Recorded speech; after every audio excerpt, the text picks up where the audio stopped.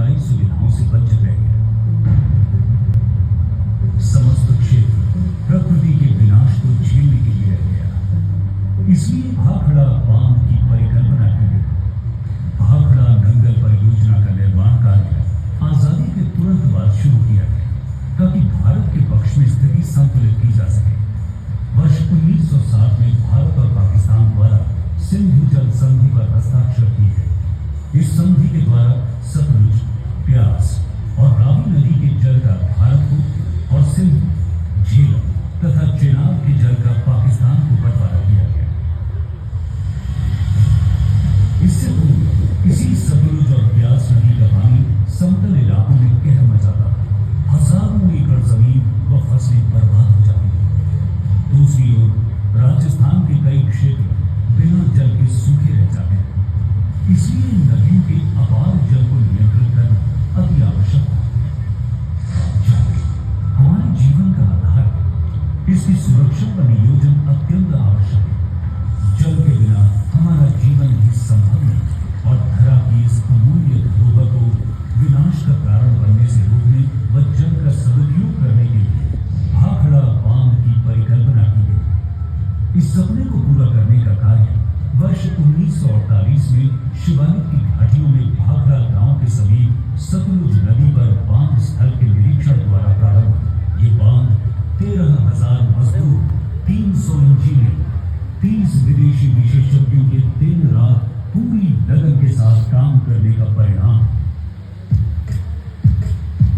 भाखड़ा बांध 225.55 मीटर ऊंचा सीधा गुरुत्व कंक्रीट बांध, जिसकी ऊंचाई कुतुब मीनार की ऊंचाई से 3 गुना अधिक है।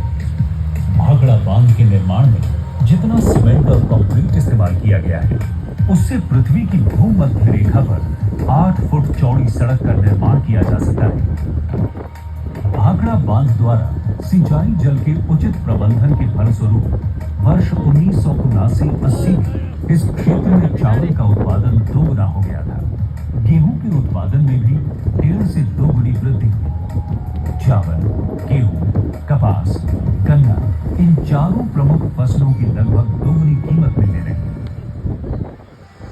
भाखड़ा बांध के जलाशय में एकत्रित किए गए जल से विद्युत उत्पादन की क्षमता विशाल है और इसके बाएं तथा दाएं किनारों पर स्थित विद्युत संयंत्रों का नवीनीकरण करने के उपरांत अब इसकी विद्युत क्षमता 1379 मेगावाट हो चुकी है।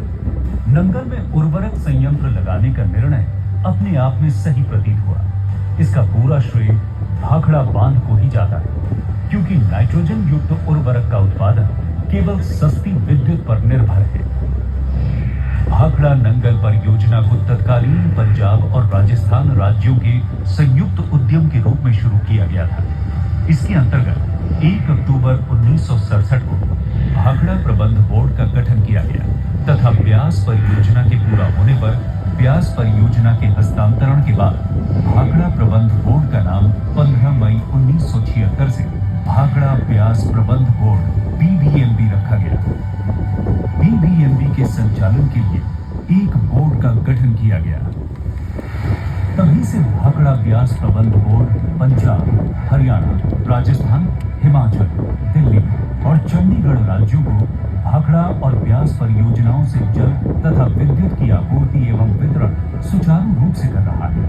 इसके अतिरिक्त BBMB परियोजनाओं से क्षेत्र का सामाजिक आर्थिक विकास भी हुआ, जैसे परियोजनाओं से जुड़े रोजगार के अवसर, बेहतर ऊर्जा और सिंचाई सुविधाएं, बेहतर औद्योगिकरण तथा निचले हिस्सों में बाढ़ जैसी परिस्थितियां पैदा होनी बंद हो गई।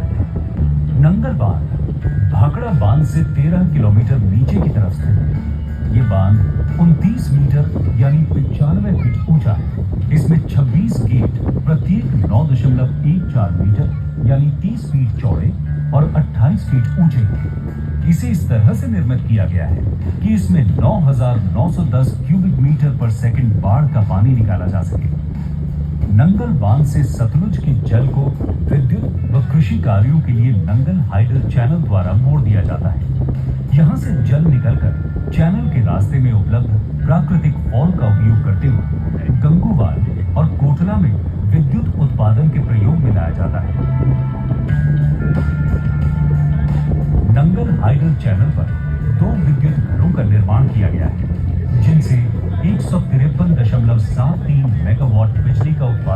जाता है।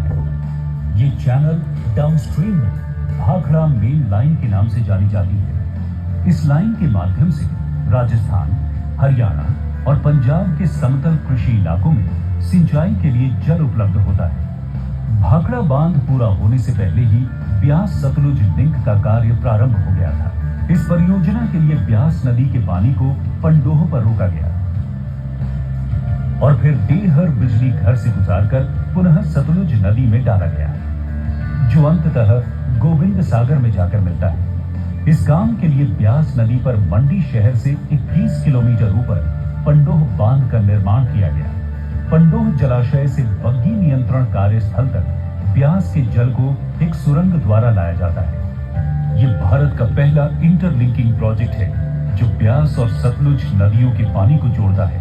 डेहर विद्युत संयंत्र पर वास्तविक लोड के लिए वांछित आपूर्ति और जल संवाहक प्रणाली में डिस्चार्ज के बीच भिन्नता में सामंजस्य बनाए रखने के लिए पानी के भंडार की व्यवस्था करने हेतु जल विद्युत चैनल के छोर पर 4083 एकड़ फीट भंडार क्षमता के एक संतोलक जलाशय का निर्माण किया गया है।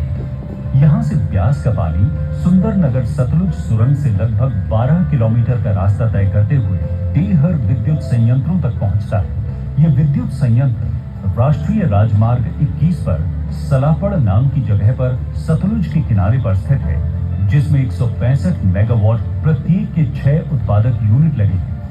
डेहर बिजली घर से ब्यास दरिया का जल कुल 990 मेगावाट बिजली का उत्पादन कर सतलुज के जल में विलीन हो जाता है। हिमाचल प्रदेश के कांगड़ा जिले में ब्यास नदी के दाएं किनारे पर एक छोटे से गांव पोंग में स्थित एक और बांध की मुख्य रूप से राजस्थान, पंजाब और हरियाणा में सिंचाई के लिए जल की आवश्यकता की पूर्ति के लिए परिकल्पना की गई है। बाढ़ के पानी की निकासी के लिए एक स्पिलवे की व्यवस्था की गई है, जो बांध के बाएं एबटमेंट पर स्थित है। बांध के निर्माण के दौरान नदी के प्रत्यावर्तन के लिए 5 कंक्रीट लाइन सुरंगों का निर्माण किया गया था।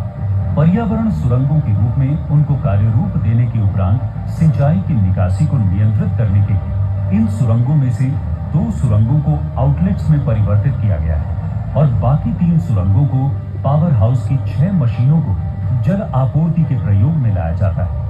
इस बांध के बिजली घर का अपग्रेडेशन करने के बाद अब इंस्टॉल्ड कैपेसिटी 396 मेगावाट हो गई है। बीबीएमबी द्वारा अपनी परियोजनाओं पर स्कूल, अस्पताल तथा तलवाड़ा में एक रॉक गार्डन का निर्माण भी किया गया है। भारत की ऊर्जा व कृषि आवश्यकता को पूरा करने हेतु बीबीएमबी द्वारा प्रतिवर्ष 28 मिलियन एकड़ फीट जल पंजाब, हरियाणा और राजस्थान को सप्लाई किया जाता है। ऊर्जा की आपूर्ति के लिए बीबीएमबी के संयंत्रों द्वारा प्रतिवर्ष 10,000 से 14,000 मिलियन यूनिट विद्युत का उत्पादन किया जाता है। ये देश में सबसे सस्ती, विश्वसनीय तथा पर्यावरणीय दृष्टि से सुरक्षित ऊर्जा है। परियोजना के 6 विद्युत संयंत्रों से 2918.73 मेगावाट विद्युत उत्पादन किया जा रहा है।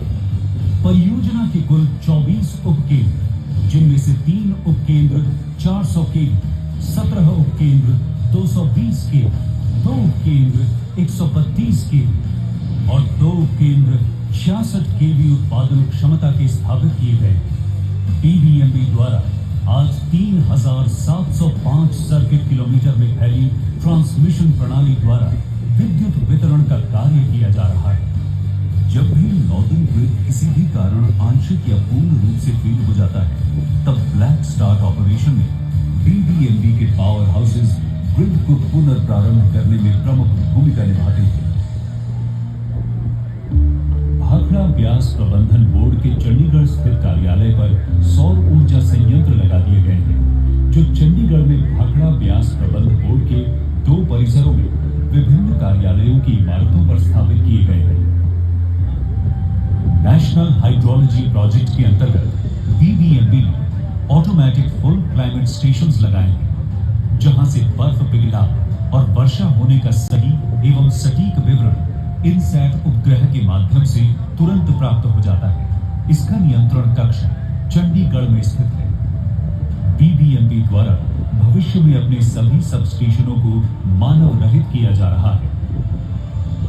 बीबीएमबी अध्यक्ष के अथक प्रयासों से प्रबंधन को और कुशल व आधुनिक बनाने का प्रयास